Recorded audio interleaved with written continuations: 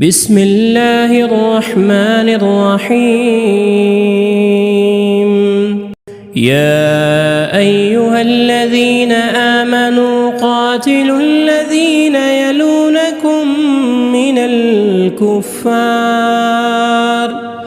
من الكفار وليجدوا فيكم غلظة واعلموا أن الله مع المتقين. وإذا ما أنزلت سورة فمنهم من يقول أيكم زادته هذه إيمانا فأما الذين آمنوا فزادتهم إيمانا وهم يستبشرون. وأما الذين في قلوبهم مرض فزادتهم رجسا إلى رجسهم وماتوا وهم كافرون. أولا يرون أنهم يفتنون في كل عام مرة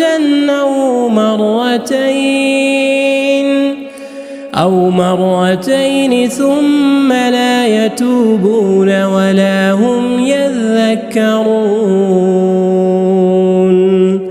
وإذا ما أنزلت سورة نظر بعضهم إلى بعض هل يراكم من أحد ثم انصرفوا صرف الله قلوبهم بأنهم قوم لا يفقهون.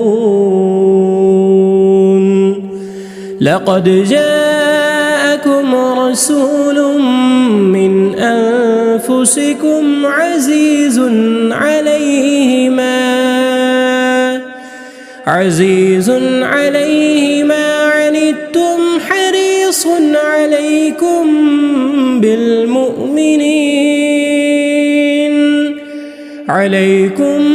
بالمؤمنين رؤوف رحيم.